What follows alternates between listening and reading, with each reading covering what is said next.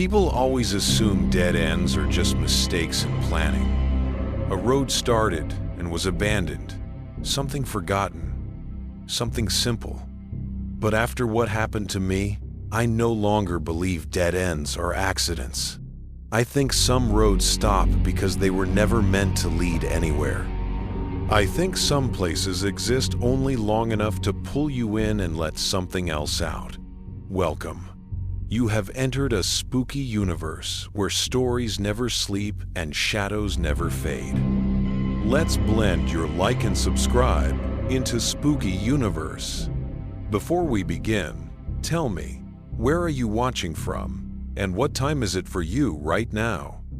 I've always found that question fascinating, because no matter where you are, when the lights go out and the night grows cold, the same darkness finds us all. Let the shadows rise and rule. This happened years ago, on a night I've never been able to forget. It was during a time of my life when I was just drifting, bouncing between night shifts and long drives, spending more time behind a wheel than in my own bed. I was delivering heavy equipment to a mining camp upstate, a route that usually took hours off the clock and hours off my sanity. Nights on the road blend together when you're tired enough, and back then, I was tired all the time. I finished the delivery earlier than expected, sometime close to midnight. The camp was isolated, buried deep in the mountains where radio signals died and the forest swallowed sound. By the time I left, the air had dropped to freezing and a thin fog was beginning to gather on the tree line. I told myself I'd take the main roads home, even if it added time. But somewhere on the way out, my GPS glitched, then rerouted itself. Ashford Pines Road. At first, I didn't think anything of it. I had driven so many forgotten back roads over the years that one more didn't matter. Plus, it was late. My eyes burned. My mind felt wrapped in cotton. When you start drifting like that, you'll follow anything that looks like a shortcut. I turned onto Ashford Pines without hesitation. The moment I did, the world felt different, quiet in a way that didn't match the rest of the surrounding woods. The trees lining the road were old, their trunks crooked, bark peeling in long strips like old wounds. The leaves overhead formed a dense canopy that swallowed the little moonlight drifting through the clouds. The road itself was narrow and cracked, like it hadn't been used in decades. I drove slowly, listening to the crunch of gravel beneath my tires. The fog grew denser, swirling in strange patterns, almost like it was being stirred by something I couldn't see. My headlights cut through only a few feet of visibility ahead. Everything beyond that was swallowed in white. A strange thing began happening as I went deeper. My radio lost signal first, then my phone lost service, then even the static faded. The air felt thick, pressing against the windows. It felt like I was driving underwater, the world muted and heavy. The trees leaned in closer. Shadows seemed to shift at the corner of my vision. I tried to shake the feeling. I rolled the window down a crack. The air that came through wasn't just cold. It smelled wrong, metallic, like rust, mixed with wet earth. I rolled the window back up and tried to convince myself it was just a swampy patch of land. Up ahead, something crossed the road. A shape. Quick. Low to the ground. Not an animal. Not anything I recognized. Just a shifting, dark form slipping into the trees. I slowed the truck to a crawl. My headlights swept across the forest but caught nothing. My heart thudded hard against my ribs. I was too tired to trust my own eyes. But something deep inside me whispered that this wasn't normal. This wasn't exhaustion. This wasn't a trick of the fog. Something was there. I drove a little farther, until the road opened into a small clearing. At the far end of it, illuminated faintly by my headlights, was a rusted dead-end sign. Bent, crooked, half buried in moss. The trees behind it were so dense that even the fog seemed reluctant to push between them. I cursed under my breath. The GPS said the road continued straight through. It lied. Either the map was outdated or something far worse was happening. I considered turning around right there, but the space was tight. I would have to reverse down half the road just to spin around. I put the truck in park and leaned forward, squinting through the fog. Something about the clearing felt off. Too quiet. Too still. The snowless ground had an odd texture, like the earth had been disturbed recently. Then I noticed something else. A car was sitting at the far corner of the clearing. An old sedan, silver or maybe gray. It was hard to tell through the fog. The car was parked at a strange angle, its front half pointed toward the thick trees, as if someone drove into the clearing and then stopped abruptly. The driver's side door was slightly open. A sinking feeling dropped through my stomach. I grabbed my flashlight from the console and stepped out. The cold hit me instantly, sharp enough to sting my lungs. The fog hung low, like smoke rising from the ground, brushing against my knees as I walked. Every step felt too loud, too intrusive. The car door creaked when I touched it. The interior was dark and cold, empty, no signs of struggle, no signs of life. But the thing that bothered me most was the smell inside. That same metallic tang I'd smelled earlier, only stronger now. I pulled back. My flashlight beam swept across the clearing and caught something that made my blood turn to ice. Footprints. Not show prints, not boot prints, bare footprints, small ones, child-sized, dozens of them, leading from the trees straight to the front of my truck. I turned so quickly I slipped on the wet ground, catching myself against the hood. My heart thundered in my chest as I scanned the fog around the truck. No movement, no sound, but the footprints stopped right at my driver's side door. I forced myself back into the truck, locking the doors before I even sat down. My hands shook on the wheel. My breath came in short bursts. I started the engine and jammed the truck into reverse, ready to back out the way I came. But the headlights illuminated something that made my breath die in my throat. Someone was standing in the road behind me. I don't know how to describe them properly. Tall, but hunched. Their skin is pale enough to almost glow through the fog. They had long hair hanging in damp strands across their face. Their arms dangled too low, almost reaching their knees. Their posture was wrong, like they had too many joints or not enough bones. They didn't move. They didn't breathe. They just watched me. I blinked once, twice, and in that moment, they were suddenly closer. Not walking, not stepping, just closer. Like the fog had shifted and folded them toward me. I jammed the horn. They didn't flinch. I hit the gas, sliding the truck sideways, trying to force a bigger turn. The tires spun. The entire vehicle shuddered. I managed to swing the truck enough to avoid the figure, but as I accelerated, the fog warped again. And suddenly, they were in front of me, closer than before, close enough that I finally saw their eyes, or where their eyes should have been. Two dark hollows, empty, watching everything. I swerved again, almost losing control. My tires hit a patch of mud and the truck lurched violently. For a split second, the world spun around me. When I regained control, the figure was gone. No footsteps, no sound, just fog. I floored the gas and barreled down the narrow road back the way I came. Branches scraped against the sides of the truck. The fog chased me like something alive, swallowing pieces of the world in its wake.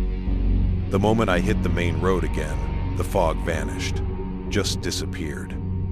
The world opened up normally, stars visible. The air is crisp and clear, as if nothing strange had ever happened. I should have kept driving, should have gone straight home, but something in me needed proof that the road had been real, that I hadn't imagined it. I looked in the rearview mirror, expecting to see Ashford Pines behind me, but it was gone. The turnoff was gone. Nothing but forest, where the entrance had been. I slammed on the brakes and backed up, shining my headlights along the tree line, searching for the road I'd just driven on. But the trees were too thick, too natural, too undisturbed. No gravel, no broken branches, no clearing, no dead-end sign, no abandoned cars, just woods. As if the road never existed. I sat there shaking for a long time before I drove home. Even after pulling into my driveway, I didn't get out right away. My body felt hollow. My mind felt stretched thin. When I finally forced myself to open the door, I saw something on the ground near my tire. Footprints, small, bare, leading away from the truck, leading to my front door. I shut and relocked the door so fast I almost crushed my fingers doing it. My heart hammered violently. I sprinted to the front step and stared at the prints. They were fresh, wet from the dew, small, childlike, unmistakably real. They stopped at my door, but nothing else marked the area around them. No prints leading away, no prints showing someone had walked back down the street. Just those prints coming from the truck. I fumbled with my keys, my hands trembling. I opened the door and stepped inside, immediately locking everything behind me. I stood there panting, listening for any sound at all. The house was silent, almost too silent. I checked every room, every closet, every window, nothing out of place.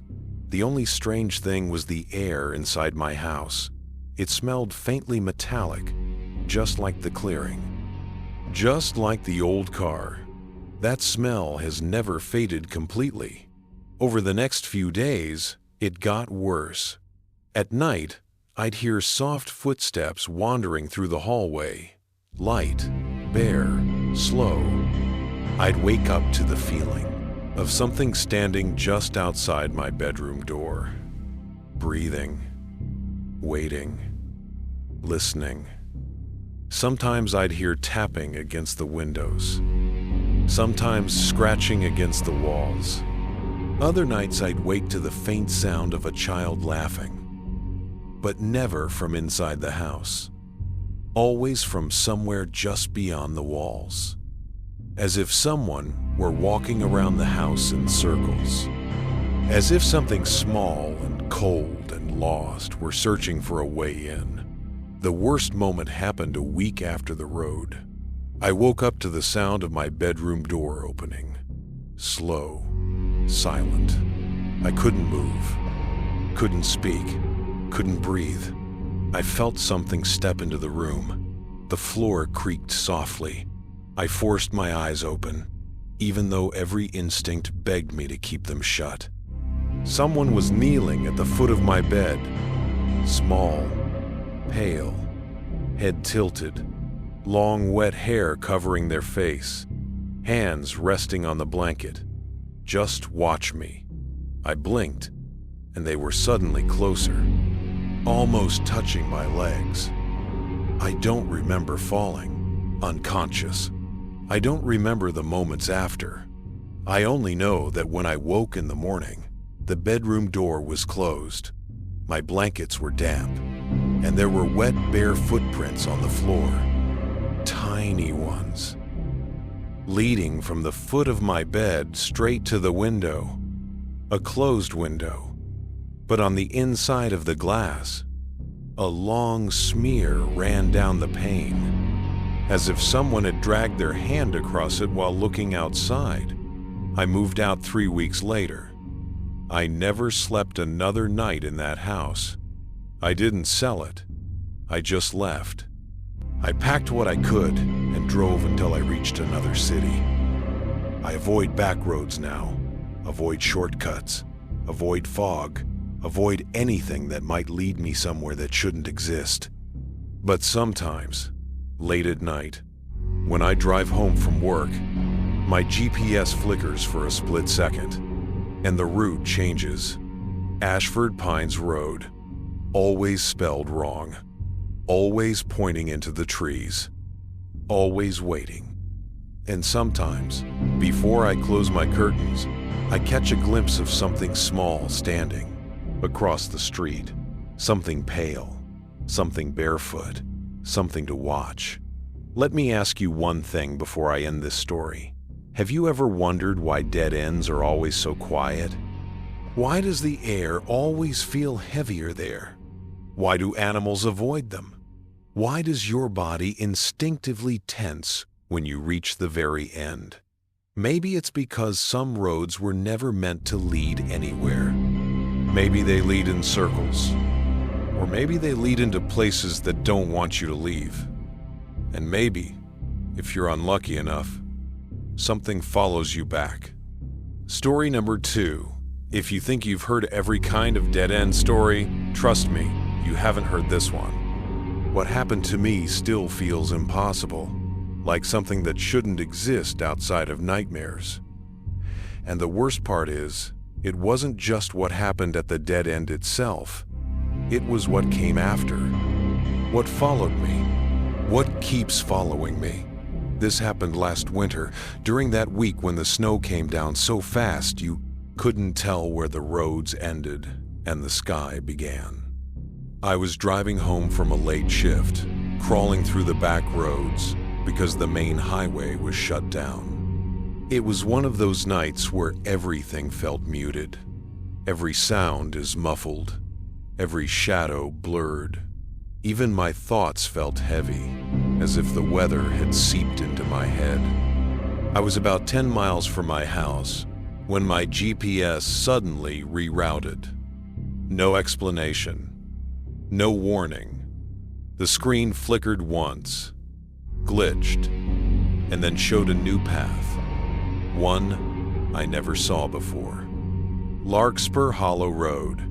Never heard of it.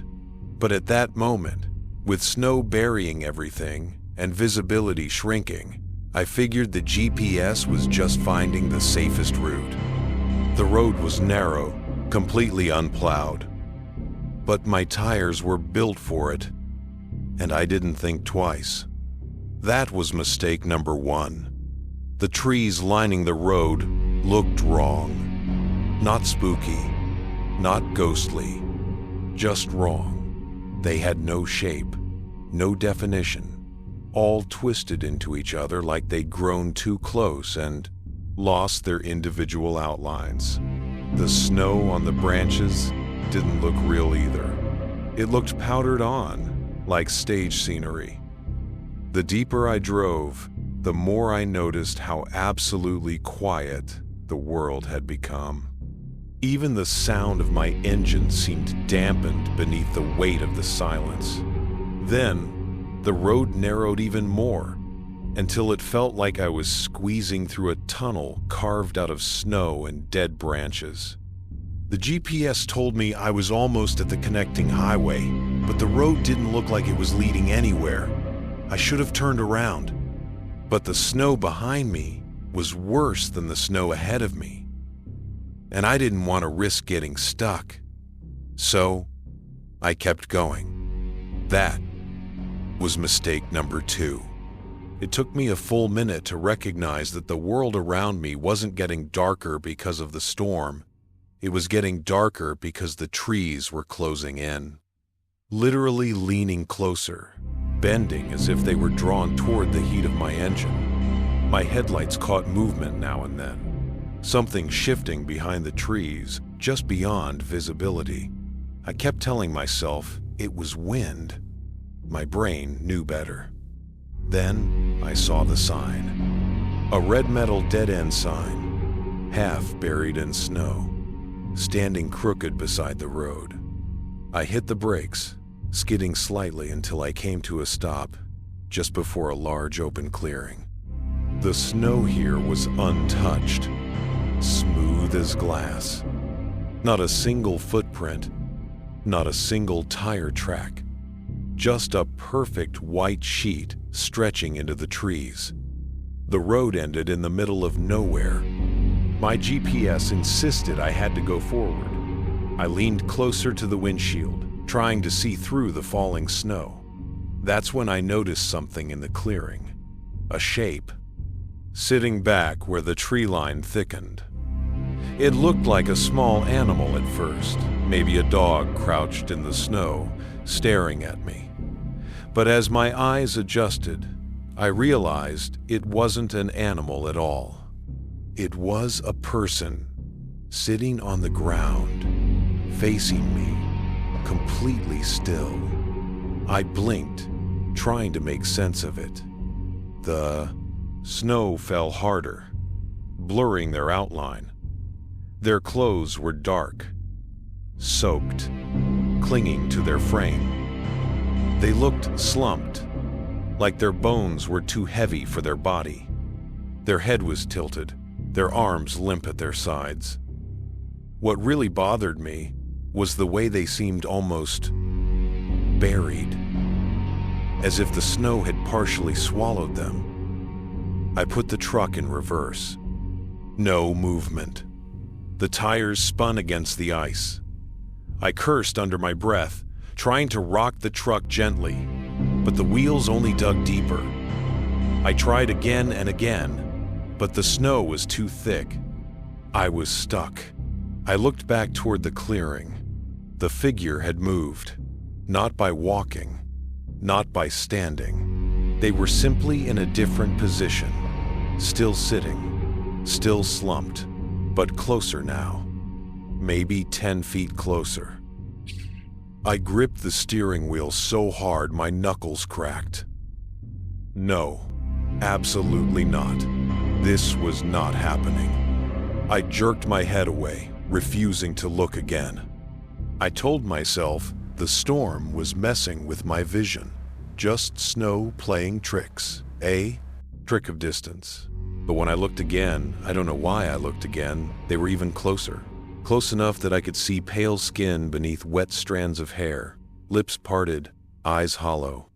And yet something about their face didn't look fully human.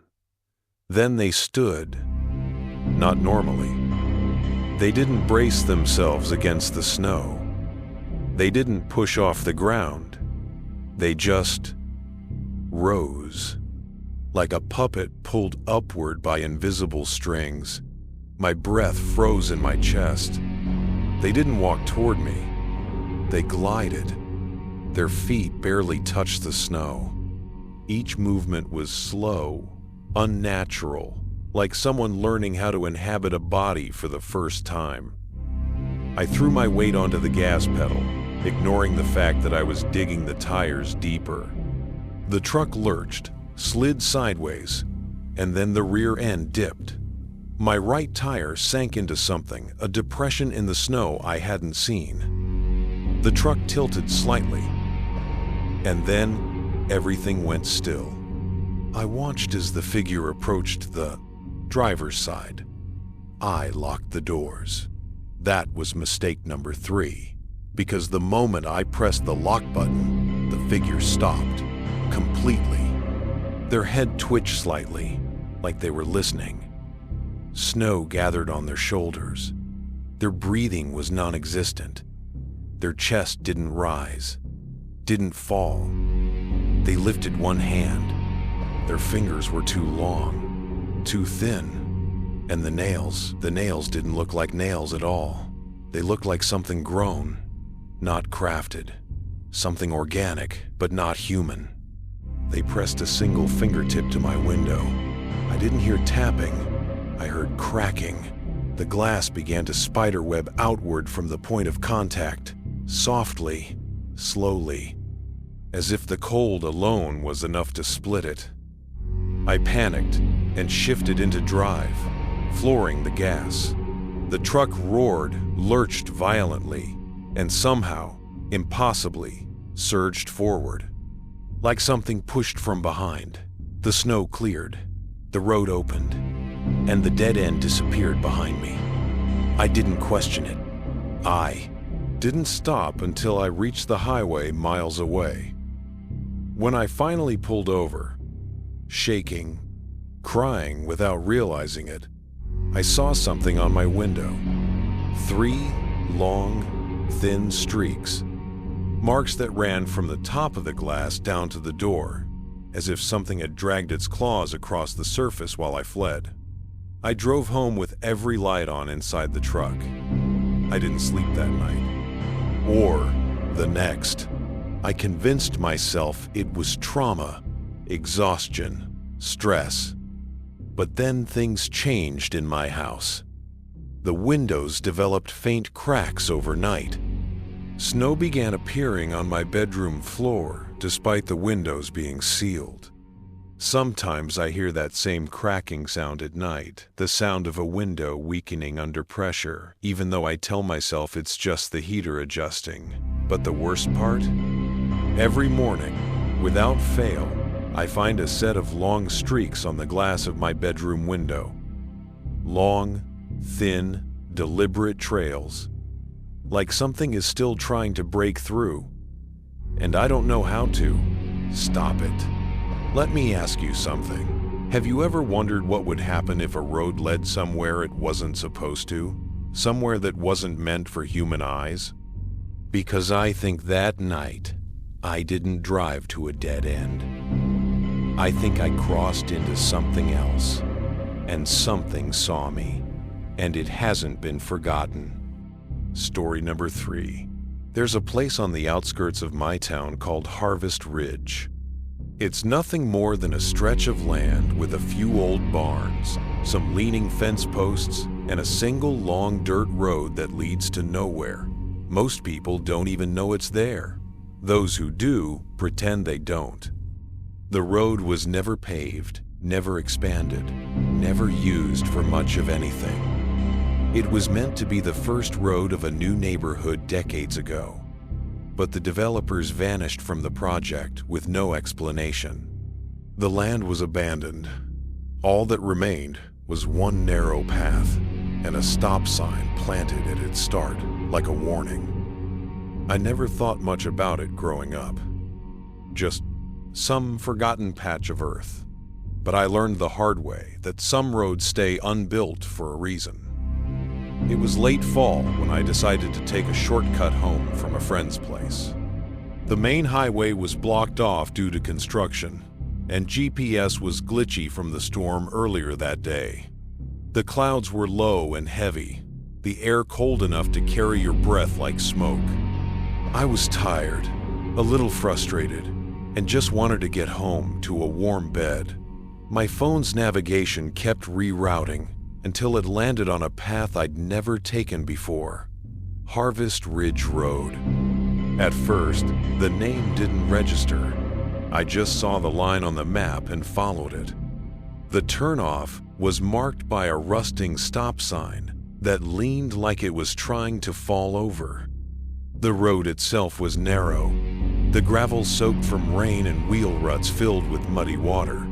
The headlights of my car cut through the darkness, but everything beyond that small circle of light was swallowed whole. I shouldn't have gone down that road. I know that now. But that night, tired and careless, I eased forward without thinking. The first stretch of the road seemed harmless enough. Just open fields on both sides and a wind that felt too cold for the season. Then, slowly, the landscape changed.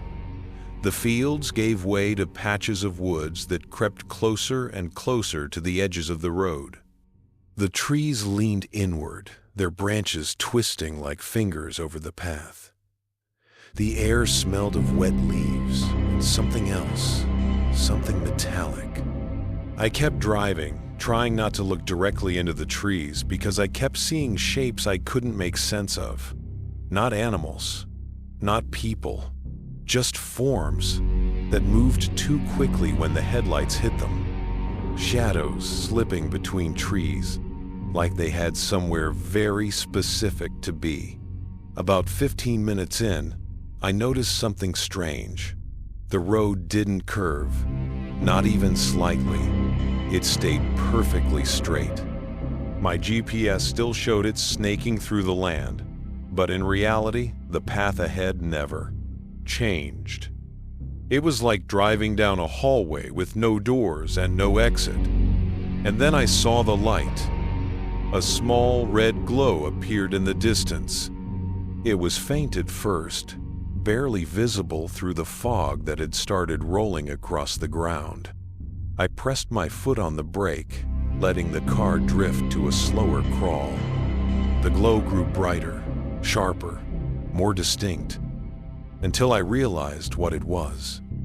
A taillight. A car was parked ahead, facing the woods. The other taillight was out, leaving one lonely red eye staring at me through the mist. I slowed even more, expecting to see someone step out. Maybe a stranded driver, someone who'd slid off the road, but nobody moved. I crept closer until I could see the shape of the vehicle clearly. It was old, maybe 70s old. Rust around the edges, paint peeling. The kind of car you only see in scrapyards nowadays. Its windows were fogged from the inside. Something about that detail felt wrong, completely wrong. I stopped a good 10 feet behind it. My hands tightened around the steering wheel. I didn't want to get out. Everything in me screamed not to. But as I reached for my phone, I realized I didn't have a signal, not even a single bar. I leaned forward and squinted at the car in front of me. That's when the fog on the back window shifted, not from wind, but from breath, human breath. Someone was inside. Slowly, a hand pressed against the rear glass from inside the car. The print smeared downward like the person was sliding lower in their seat. Then another hand appeared next to it. Fingers long, too long. Both palms dragging down the glass as if something inside was trying to stand, or climb, or reach. I reversed instinctively, rolling back several feet, my heart pounding so hard I felt it in my throat. The hands left faint trails on the glass, and then they simply vanished, not withdrawn. Not pulled back, just gone. The taillight flickered twice and went out. I sat there in complete darkness, breathing hard, straining to hear anything over the sound of my own pulse. And then I did hear something. Footsteps, not on the road, right beside my passenger door. Slow, wet, heavy. I froze.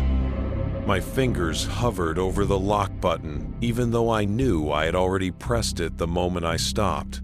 Through the corner of my eye, I saw a shadow stretch across the gravel, long and thin and bending at odd angles. The footsteps stopped next to my door. I didn't look. I couldn't. Instead, I reached down, easing the car into reverse. The moment my foot tapped the gas pedal, something scraped against the glass. A fingernail. Just one. Dragging upward along the window. I floored it. The car shot back so quickly, that I almost lost control, bouncing over potholes and rocks. I never looked beside me. Not once. I stared straight ahead, praying I wouldn't hit the abandoned car, praying that whatever stood beside me didn't follow, but it did. Not by stepping into the road, by appearing. One moment the way ahead was empty. The next, the same tall figure stood in front of me, facing me directly this time, illuminated fully by my headlights. And I wish I had never seen its face, because it wasn't a face. Not really. Just a pale surface, smooth and stretched, features distorted, like something trying to mimic humanity, but missing crucial details. A mouth too wide, eyes too far apart, skin pulled too tight. I slammed the brakes, and the car drifted to a stop, inches from it. The thing tilted its head slowly, studying me. Its mouth twitched, like it was trying to smile, but didn't understand how smiles worked. And then it began to walk toward me. Not fast, not slow, just inevitable. I shifted into drive, spun the wheel, and forced the car into a tight turn that nearly flipped me. The moment the tires straightened, I sped down the road the way I came. Branches slapped against the windows. The fog thickened until I could barely see the hood. The world around me narrowed to a tunnel of panic and white light and the sound of my own breath. It took far too long before I saw the leaning stop sign again. When I finally hit the pavement, I didn't stop. I didn't breathe. I didn't look back. I didn't even blink until my house came into view. But something wasn't right. Every light in my home was on. I lived alone. I parked crooked in my driveway and stumbled out, heart hammering in my chest, ready to run or scream or do anything at all. But the moment I reached the door, all the lights inside flickered and went out at once. Darkness swallowed everything. I stood there on the porch, staring through the glass, unable to move, unable to breathe. And deep inside the house, far back in the hallway, something moved. I didn't see it. I felt it. Like the air shifted in a way that only happens when someone else steps into a room. Someone who shouldn't be there. Someone who had followed me home. I shut the door and backed away. I didn't sleep that night. I haven't slept.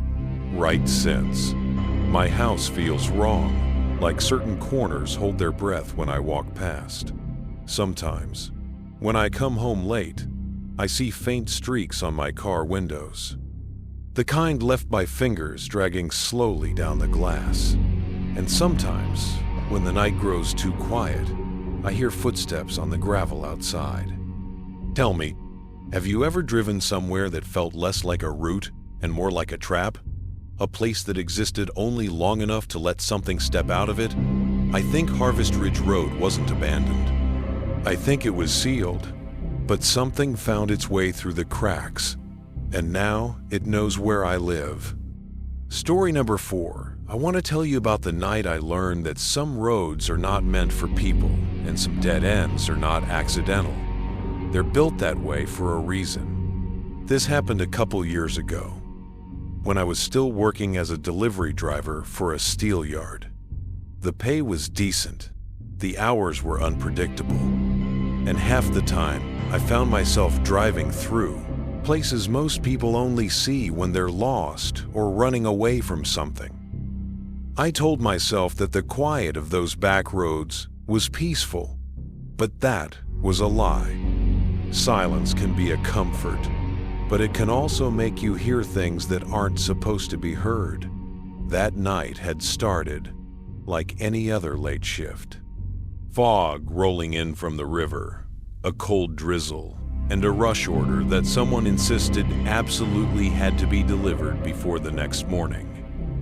I checked the address twice because I didn't recognize the road name. Black Birch Lane. It sounded normal enough, but I'd been driving the county for years and never once delivered there, not even close. Still, overtime was overtime, and I needed it back then more than I'm proud to admit. I loaded the metal brackets, strapped everything down, and climbed into the truck, thinking I'd be home by midnight. The first 30 minutes were uneventful. Just miles of quiet pavement and my headlights carving out a lonely tunnel in the fog.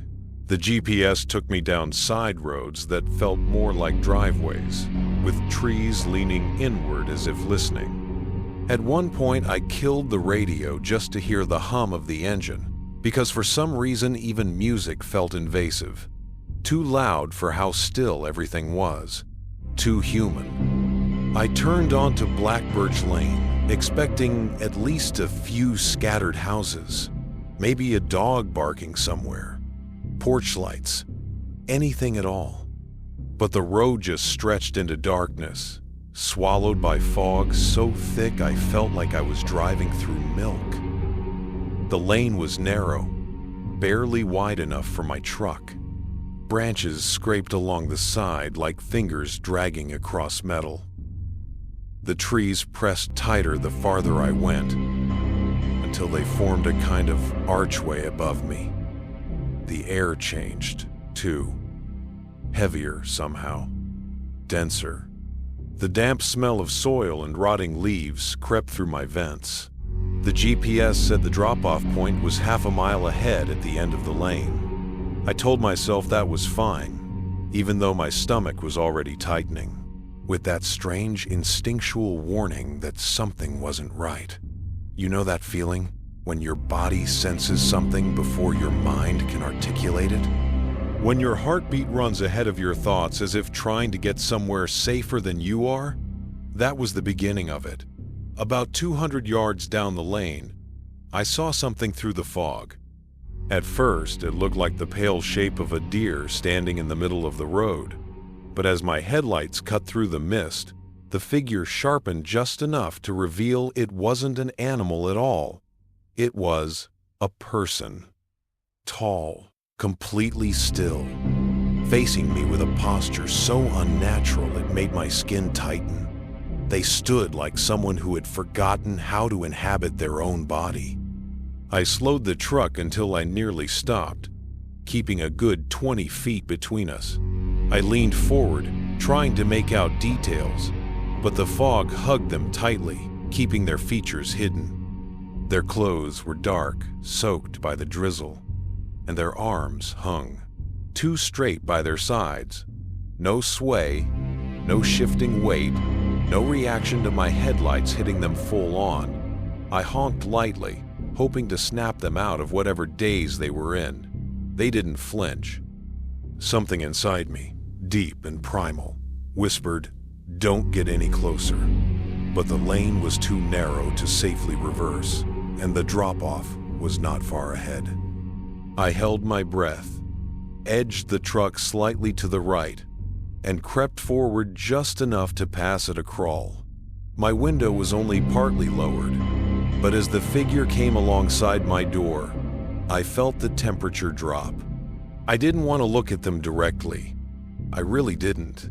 But curiosity won for a split second, just long enough for me to glance. Their faces were wrong. Not monstrous, not deformed. Just wrong the way a mask is wrong, when it's too smooth and expressionless. Their eyes didn't move. They didn't follow me. They didn't widen or blink.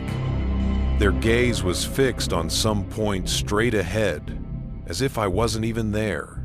And yet I swear, in the corner of my vision, I saw their lips move. Not a word, just a twitch, like the beginning of a smile that never fully formed. When my truck rolled past them, I let out a breath I hadn't realized I was holding. I checked my mirror from pure instinct, even though I told myself not to. The fog behind me rippled slightly, as if stirred by movement, but the figure was gone, not walking away, not stepping into the trees, just gone. My throat tightened and my grip on the wheel went white-knuckled. Every part of me wanted to turn around, but the lane was too tight and the trees too close.